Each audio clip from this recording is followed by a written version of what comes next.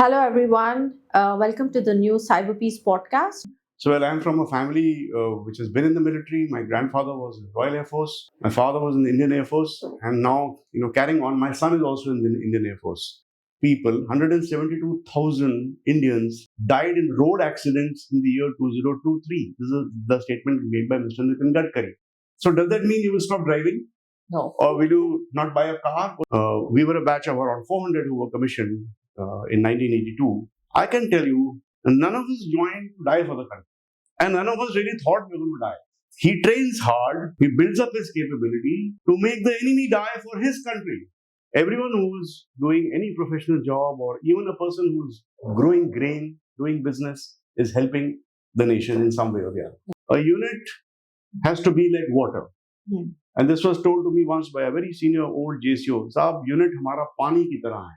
In the EU regulation, hate speech and objectionable content has to be removed by the platform within 1 hour. Just sitting in an office and 8 hours a day, you don't really come to know what is going on in a person's mind. So in the military, we have a 360-degree view of leadership and teamwork. NCC is the largest uniform youth organization in the world. Yes. More important to guard yourself because the criminals are hacking your mind. Today we have with us Major General Bipin Bakshi. General Bipin Bakshi is a noted TEDx speaker, former DDG of MP ITSA, an accomplished scholar, warrior and sportsman with singular achievements in youth empowerment, sailing and national security. So welcome to the CyberPeace podcast, sir. Thank you so much for inviting me here to CyberPeace TV. Yes. How are you doing today? Very well, thank you. To start off with, help us understand what made you want to join the Indian Army, and did you have any fears or apprehensions about this? Yeah, so that's a very often asked question to people who are in the armed forces, that were you not scared? What made you join? So, well, I'm from a family which has been in the military. My grandfather was in the Royal Air Force. My father was in the Indian Air Force. And now, carrying on, my son is also in the Indian Air Force. My second son also, in fact, joined the army, but he had to leave for medical reasons. Now, it is typically the fear that, if you join the military, you're going to die. Mm-hmm. So I'll just give you a statistic. Okay. 1.72 lakh people, 172,000 Indians died in road accidents in the year 2023. This is the statement made by Mr. Nitin Gadkari. Yes. If you take it over 10 years, 0.1% of the Indian population is dying on the road over 10 years. So does that mean you will stop driving? No. Or will you not buy a car? Because, if you're going to buy a car, you're going to die on the road. So that is not really, the percentages don't actually work out. But that is one part, that is statistics. But coming to the feeling of joining the armed forces, let me tell you, we were a batch of around 400 who were commissioned in 1982. I can tell you, none of us joined to die for the country. And none of us really thought we were going to die. So yes, about 25 of us did ultimately lay down their lives in the line of duty. But when we go in, when any soldier goes in, he trains hard, he builds up his capability to make the enemy die for his country. But we are going to get our military back safe and sound. So we always have this feeling that we are going to survive. So that is about joining the army. But yes, I can say that we were trained, we had confidence, and I can say that we were never really scared. Even when I came under fire a number of times, yes, the first time you come under fire, you have this feeling, but very soon you get into it. But the first time I was really scared was when I was jumping out of an aircraft. So I'll just show you a small video of how it is from inside the aircraft. You would have seen from outside.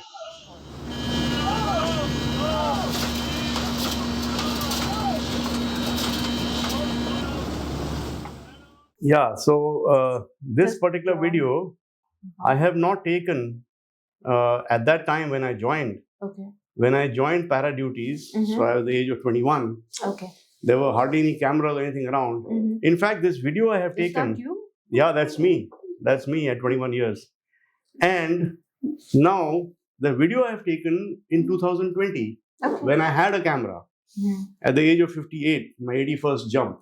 Oh, okay. So you talk about overcoming fear. We continue to overcome fear. We have a way of doing about it. So that is about joining the army and fear. Yes. And the truth is that everybody has to die, but it's always good to serve the country. Yeah. At the same time, I will say the military is not the only way to serve the country. All people, including you, who are trying to spread the cyber awareness, the cyber threats which are looming in space, and as we will probably talk about it later in the show, everyone who is doing any professional job or even a person who's growing grain, doing business, is helping the nation in some way or the other. Yes, you're right.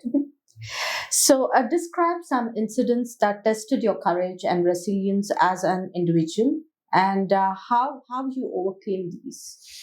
So, I was trying to mention to you about coming under fire. So, I think of Parakram when we deployed. And we were at the brink of war. There was a lot of action happening on the borders. At that time, I was in the Kargil sector. And we had to go to a particular post, and I had to build a helipad there. And I came under fire at that time. In fact, the person walking 5 feet ahead of me got shot through his ribs with an RNG round. We managed to duck. We pulled him back to safety, and that boy survived, thankfully. But in that operation, my own unit, I lost one JSU, Sundar Malkait Singh, I will never forget that, and I had 6 injured. So these things go on to build you, but the important thing about the military, or as I speak even when I do talk in the corporate circles, a unit has to be like water. And this was told to me once by a very senior old JCO. साहब unit हमारा पानी की तरह है. आप एक मग निकाल लो और तुरंत पानी कवर कर देता है. You will not come to know that a mug has come out and the water is again there. So we need to carry on. We need to go through the fear. We need to absorb the losses and carry on. So that is how we go about handling these issues. Okay. So can you elaborate more on the Kargil War? I'm curious. So the Kargil War finished in 99. Yes. I went there in the year 2000. In the post-settlement phase, I was involved. So I have seen all these features. Extremely difficult terrain. It is extremely difficult to operate at those altitudes. And to carry your loads, to go up there under fire, like one of the peaks which I had climbed was 18,000 feet. And the last 1,500 feet climb was on ropes. And we were constantly being engaged. If you look at it dispassionately, sitting here in a studio, yes, it takes a lot of courage. But at that time, it was just a job at hand. My unit was there. We had been tasked for something. We were taking casualties. And we needed to do some construction work there. And as the head of the engineers of the Kargil sector, I took it upon myself to personally go and supervise that task. So, yes, it takes courage, I suppose. But at that point of time, you just consume with the passion to do the job. Passion is always important for any job. That is true. Yeah. So, in your opinion, what are the threats that loom in information space and the implications of information warfare or national security? So, information warfare is a subject close to my heart. Let me just show you what our Raksha Mantri has recently said when he visited the National Defence College, which is our premier National Defence College in Delhi in October. Okay. And he mentioned that warfare today has surpassed the traditional battlefields. And he spoke about a multi-domain environment which we are now operating in. As cyber, space, and information warfare are as critical as the conventional operations. So he spoke of national security. When we speak of national security, and you look back 50 years or so, anyone speaking of national security, what came to mind was interstate military conflict on the border. Okay. That paradigm has changed to a large extent. There are multifarious threats to national security. There is environment security, political security, There is, of course, there is military security. There is information security. In fact, information is the key today. And as the RM also said, the battlefield has shifted.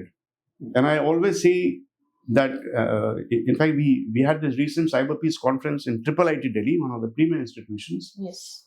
We had a number of speakers, and we had General Pant, who was the previous National Cybersecurity Coordinator. And among the things he said, he mentioned that cybersecurity will protect your devices. But is that enough? So let's hear what Palki Sharma has to say about this information warfare paradigm and these kind of issues. What I was just now mentioning, that the battlefield is in fact in the mind. What's the vision you have? When Russia goes into Ukraine, it is called the Russian invasion. When the US goes into Iraq, it is called a global war on terrorism. How does that work? Because the American media has worked over time to tell the world that this is for the global good. That is what soft power, that is what media presence gives a country. If you don't have it, your intentions will be questioned and your reach will always be limited. And let me add here, in today's information age, battlefields are not actually fields anymore. They're here in the mind, right? There's a battle of ideas. In the global battle of ideas, we are sitting on the sidelines. I think that's also true for India. I think we have to build a credible and impactful global media presence. We have to build that voice. You heard this video? Right. I think besides information warfare, even biological warfare becomes important. Definitely. Yeah. So, but we had that experience with COVID. We are looking at more viruses. Yes. So that's a very technical domain. Yes, we have to build our health services. But what is affecting everyone today is the battle of ideas, which was just spoken about, information warfare. And I was trying to say earlier, yes, cybersecurity, an antivirus, an anti-malware can protect your device up to an extent. But social engineering is being used, AI is being used. They are ultimately hacking your mind. Yes. You are becoming not only a target, you're also a weapon, because at times you forward something, you discuss things on the social media, you become part of the chain, and it is the mind which is being targeted. How do we manage these threats? Is something like what CyberPeace is doing. You got to be extremely careful in the digital space. And I will bring to you. We recently had a very important EU India track 1.5 discussion, in which I will quote from what the gentleman here has spoken. He is Mr. Berjan Wetcher. He is the counter-terrorist coordinator of the EU, and he had addressed this gathering where we were there, and he mentioned that in the EU regulation, hate speech and objectionable content has to be removed by the platform within 1 hour. This is their regulation. It may not entirely be followed, but they have also mandated that the platform has to remove their account and prevent that individual from reappearing online. So these are the kind of regulations they are taking, because they're extremely mindful of what all is happening in this space. He also spoke about AI. Probably we will talk about AI and emerging tech as we go along. He made certain remarks in that regard too. And he mentions that the tech companies are aware of the kind of information attacks which are taking place. All of us are facing it. In fact, every 2-3 days, probably I get a call. This is the Reserve Bank of India. And of course, I immediately cut the call. I even once reported it to 1930. Or somebody will say, this is the Indian Customs Department. Why will the Customs Department or the RBI ever call me? However, people don't understand. We have heard about large amount of money going out in this issue of digital arrest issues. So he is saying that the tech companies are aware that this is happening and they are not doing enough, as per the EU counter-terrorist coordinator, Mr. Berjan Wetcher, who had spoken to us very recently on 21st August 2024. What he also went on to say that neither the law enforcement agencies nor the military, which is extremely involved in Europe and UK and USA, they're extremely involved. You have the US Cyber Command. Yes. This is neither the law enforcement agencies, which is the police side, nor the military can alone safeguard our young generation. We need to have a whole of government approach. We need to share experiences between nations. He also went on to recommend that while AI has made the threat much more potent, we are all aware of it, and an excellent idea which is given, and we are also doing it, we need to use AI to counter the threat. And he says, well, the government, intergovernment cooperation, as well as tech companies themselves, they must harness AI to counter this rising, increasingly potent threat in cyberspace. And if as he mentioned, no one agency can do it. We need to share knowledge. He also spoke of sharing costs between EU nations that is applicable to them. He also mentioned that tech companies themselves must use their own finances to go on. So these are the steps which are moving, these are the threats which are happening. But I would like to also flag what in the same conference Mr. Gulshan Rai spoke. Mr. Gulshan Rai happens to be, here is a photograph of Zon, and we have on the right the old director IB also sitting there. He mentioned that a lot of effort has been made to try and tackle these threats. However, we have tried a number of models. In fact, 25,000 models he did speak about in the last 10 years. And he said, well, there are data challenges. There are extra-regional data influences coming in. And basically, the regulation is not robust. He explained in many ways. The UN Convention on Countering Violent Extremism is not robust. If you compare it with countering child abuse issues, there is some robustness, but national security issues, countering violent extremism, countering ransomware, the regulations are not robust. And he spoke about that we need to get together to really hone our regulation, our international cooperation. Something like the Geneva Convention has to come. Because the point is, all the laws of armed conflict which today govern the world were designed in a post-World War II era. The laws of armed conflict are simply that. They deal with interstate armed conflict. They do not deal with this new dimension of warfare because information warfare transcends boundaries. And there are no regulations which prohibit non-kinetic use of force.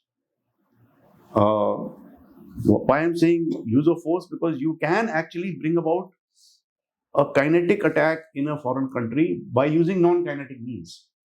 Your cyber threat is there. You can trigger off a fire alarm. You can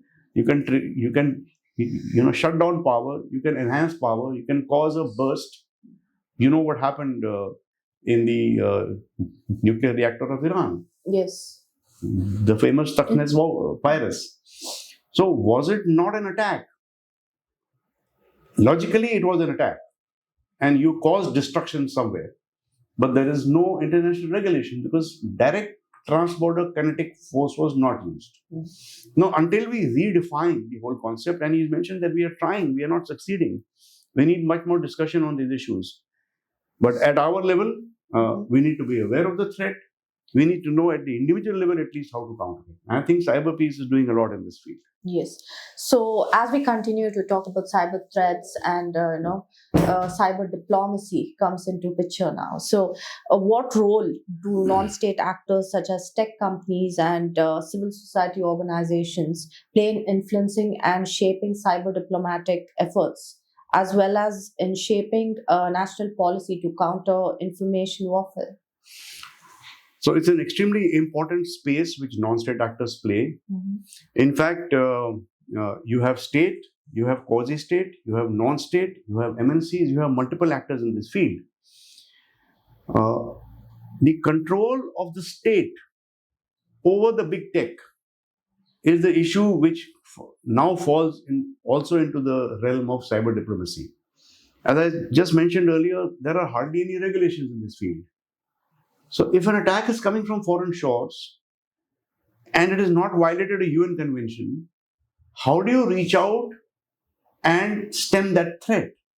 You have to use diplomacy. Diplomacy, working in the field of cyber to obtain a result favorable to your country, but executed by some other country, will be in the realm of cyber diplomacy. In absence of any other structure, in absence of any other paradigm and any other protocols, you're using diplomacy in the cyber field. You want a result that in your field of work, in your nation, you are cyber safe. When the attack is from beyond the borders, the solution cannot be from within the borders. Right. So if the problem is international, the solution also has to be international. And a very big role is played by cyber diplomacy, our technocrats, bureaucrats, diplomats, and also in the field of military diplomacy. We have to understand this threat very clearly. And we have to work towards mitigating this threat. So, in the age of emerging technologies in the 21st century, such as AI and quantum computing, how would this impact the strategies of information security and cyber diplomacy? So definitely, we have seen it ourselves. All our experts are also speaking about it. That AI, deepfakes, the kind of tools available, quantum computing, they create an extremely potent force which is riding on the digital media and it is impacting our daily lives. But just as the threat is enhanced by these advanced technologies, we feel that we should use the same technology to guard against the threat. So an AI model should be able to discern whether the information coming is original or fake. So we need an AI model to detect an AI model. So, however, what was also mentioned in that conference, a huge amount of this whole issue is about money. It was mentioned the tech platforms, they have a financial requirement to keep on generating more content. It does not suit the finances of the tech company to stop it. The more content, whether true or false, goes on moving on the net, the more they make profit. So they would be reluctant to actually stem it. When you try and take down an account, when you try and block a video, there is an initial pushback from all tech companies. They will say, no, this is quite genuine content. Until and unless you analyze it in great detail and say, no, look, this is offensive. And after a little back and forth, they might take it down. It suits them to propagate. Because propagation of all kinds of content, whether false or true, helps to fill their coffers. Now we have to make it compulsory for them, mandated for them, that they must invest in technology which will stop the harmful effects of this technology. Yes. They would not distinguish so easily between the harmful and the positive effects of the technology. They just want to propagate it. I think, a proper framework should be established. Yeah, and the framework as of now, as we were just discussing, is not properly established. It is still in the field of diplomacy discussions. In fact, even BRICS, we have a BRICS IT consortium trying to deal with these issues. Many places, multilateral level, minilateral level, bilateral level, we're trying to find solutions to this. In fact, our India's DPDP Act 2023, which is soon to be implemented, is looking very closely at these issues. Yes. You want me to expound on that? Yes, of course. In the earlier version of the Digital Data Protection Act 2019, we spoke of blacklisting of certain geographies. And there were, in fact, 83 amendments to the original 19 version, which were recommended. Ultimately, it came to the point where the whole act had to be rewritten. And now we talk of whitelisting of certain territories. So, in the present act, there is up to 250 crore penalty for a data fiduciary who does not conform to the act and rules. So there are stringent measures that the government is definitely putting in place. At the same time, if you look at the discussions on the issue, there is a certain amount of criticism that we have left a lot of leeway for government agencies to be able to snoop in on certain data. Now, while you may say that it should all be open, or you say it should all be closed, but governments do need to have some control on the narrative. Mm-hmm. That, in fact, is the major problem. If you look at the way information was disseminated, let us say 50 years ago, before the computers came, there was editorial oversight, there was government oversight, the narrative was controlled, information was controlled. Now that we have gone completely haywire, there is no editorial oversight, there is no government oversight normally possible. Well, yes, certain governments like China are doing it, certain other nations have found ways to do it. But without some form of oversight, you simply cannot permit any and all content to be beamed from anywhere and everywhere to everybody, and it's lying in your phone. There is a concept of security by design. In fact, I had mentioned something about this in the Triple IT conference. Security by design. It actually militates against the very concept of the internet. Digital platforms, the internet itself, it is intrusive by design. Whereas if you look at physical security, you will not even permit a car to enter your colony gate. He's asked to park outside because there may be a car bomb in it. That's not the real issue, but because very often there is no parking space too. But you don't permit anybody and everybody to come physically in. Okay, so the courier boy has come in, he rings the bell. Will you take the courier boy to your bedroom? No, you will probably deal with him at the door. Okay, there's somebody else come from the RWA, there is some issue, he wants to meet you. A certain grade of people will say, okay, please come in, you will bring him to the drawing room. Just because your neighbor has just moved in and is wanting to speak to you about something, you're not going to get into your bedroom. So physical security is security by design. Whereas digital security, you're waking up at 6:30 in the morning and looking at your phone, and you have permitted a person who is sitting in Los Angeles or in Greenland to enter your bedroom. What somebody is saying in Spain, for example, the president of Spain says that Mr. Elon Musk is interfering in my internal affairs by tweeting about something which is happening there. And what that person is saying, you're permitting him to come to your bedroom. You're sitting in your bed and seeing it. So this digital media is intrusive by design, in sharp contrast to physical security, which is security by design. You will not permit a person without a visa to enter your borders. Even if he happens to land at the airport, you will repatriate him. But the information he is propagating, which may be extremely harmful, you're permitting it to permeate borders, you're permitting it to permeate into your home, and you're actually getting into your bedroom. So we have to have a complete shift in the way we look at information. So moving to the next topic, we talk about enhancing the culture in organizations.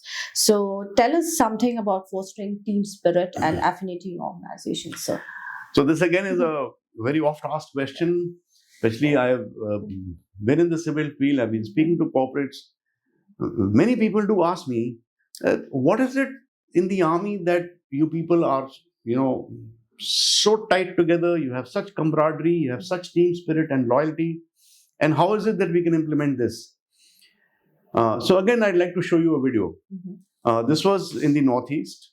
I was training some NCC cadets, and we achieved a Limca record for the first time a sailing expedition was done in the Brahmaputra. I will first show you the video and then I will try and draw some lessons from it. A flag off of a historic kind on Wednesday marked the beginning of a new chapter in the expedition history of the entire northeastern region. It's the first ever sailing expedition and the mighty Brahmaputra has been selected for this ambitious initiative. The sailing expedition will cover a distance of over 200 kilometers, with the flag off taking place at Vishwanath Chirali, about 230 kilometers from the capital Guwahati.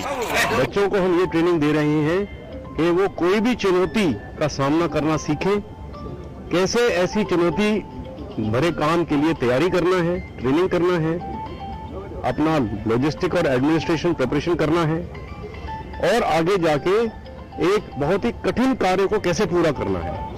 ये जब ये बच्चे कर लेंगे तो उसके बाद वो कोई भी चुनौती का सामना करने के लिए तैयार हो जाएंगे। So this was the expedition, and definitely the children learned a lot from it. And I'd like to show you one part at the end. So this was when I was checking up on that expedition. So that is me there with them. Okay. The outbound training creates a lot of opportunity for developing both leadership and camaraderie. Okay. Just sitting in an office and 8 hours a day, you don't really come to know what is going on in a person's mind. So in the military, we have a 360-degree view of leadership and teamwork. Of course, we are in a cocooned environment. We see a person from rebellion to retreat. We know what is happening with him. So we say in the army that you need to know your men very well. And one of the sayings I will quote is, you must know your men better than their mother does and love them even more. That is the way we look at a team, a 360-degree view. We have seen that person so closely, and I can make out from the way a person walks in, even from a side glance, from his posture, from his body language, that something is wrong. And I will call him. What happened? You got a call from home? What has gone wrong? So what motivates him? What demotivates him? What is holding him back? What are his strengths and weaknesses? We go into the full depth. Where is his family? Where are his children? Is he a little worried today because there is a PTM meeting and his wife has gone and he's not able to go? We go through and through the person.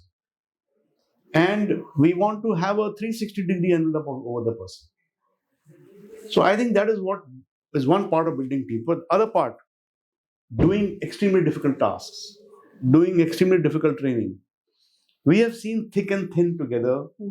We know each other in and out, and therefore our camaraderie is different. Now, how do you translate that into the corporate world, into the civil world?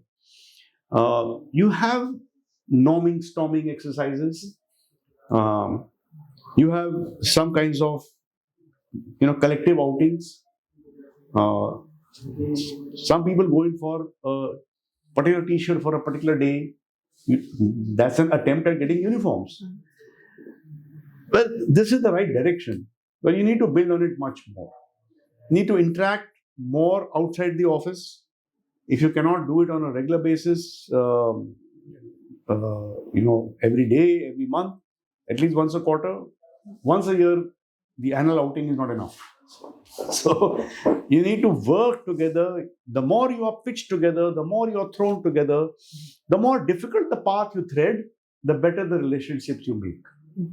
So that would be my message on this. Right. But this is just out of the box. But can you elaborate more on NCC and what can be done to actually expand it further in the country? This is just... that is a subject of its own kind. I know you're an NCC cadet, and I think anyone who has been close to the NCC, been a cadet themselves, I've been a cadet myself, I've been an ADG of the Northeast. In fact, in the year 2020, I had brought my team from Northeast, and I came here 3-4 times during that competition. It's a month-long issue where there are numerous competitions held, and we had not been doing too particularly well earlier. And I had told the cadets, look, there are 17 teams, there are 17 different directorates. We need to come at least in the first half. Well, if that works out to 8.5, I'm even okay with 9, but it has to be a single-digit position. And well, they came first. So that is a great achievement which we had from the Northeast cadets. They are extremely talented. All along, wherever we went, and there are a number of ex-NCC people. Our Prime Minister himself was an NCC cadet. I have a small clipping of him speaking at the NCC rally where he said, मैं भी एक NCC cadet था और आज भी एक NCC cadet हूँ. It's an excellent model.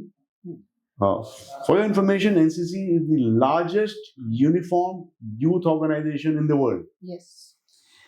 And we give back to the society a very large number, going to about 14 lakhs now. The standing strength of the NCC cadets is a little more than the standing strength of the military. But they are not embodied. They are volunteers, they come for training and they go back to society. So, the very spirit of the NCC is based on military discipline. Discipline, loyalty, unity, and good training. That can only be done and expanded further by a strong presence of military in the NCC. Now, the concept of expanding. Everybody wants NCC to be doubled, tripled. But there is ultimately a constraint of how much of resources we can put into it and how much of military manpower we can put into it. So this has been discussed extensively over the last 5-6 years, I would say. And when it was found that the military actually cannot spare more manpower, a midway solution has been found wherein we will expand using ex-servicemen as military trainers. I think it's a good solution. We have yet to see how it will go off, but that is one way to do it. Right. So we come to the end of the podcast, but before that, what message would you like to give for CyberPeace? So we have discussed in this podcast that there are very, very potent threats riding on digital media. We cannot do away with it. As I was mentioning, just because in India, in the year 2023, we had 1.72 lakh deaths in road accidents. It doesn't mean you're not going to buy a car. Similarly, we've had very large number of losses in digital and cyber scams, digital arrests. But does that mean that you will not use a mobile? Of course you will use a mobile. So we have to find ways to guard ourselves and our tech. I would say it is more important to guard yourself because the criminals are hacking your mind. Of course, they're using your tech, but just hacking your tech is not enough what they want. They are actually hacking your mind. They're forcing you through social engineering to do a particular act which is going to ultimately be harmful to you. So the kind of training you are doing, making cadets, making master trainers, and bringing out the cybersecurity awareness, I think it's a great thing which you people are doing. And I would encourage all viewers to take a look at what this organization, among others, is doing and help to make our cyberspace more secure so that we can navigate it and enjoy the benefits while being wary of the threats. Thank you so much, sir. It was great having you. That brings us to the end of this podcast. Thanks to General Bakshi for touching on various topics of discussion such as defense, emerging tech and cyber diplomacy. Thank you for watching our show. If you found it informative and engaging, we kindly ask that you like and share the video to help us reach a wider audience. We look forward to welcoming you back next week for a brand new episode. Until then, this is Dr. Preeti signing off. Thank you for your support. Jai Hind.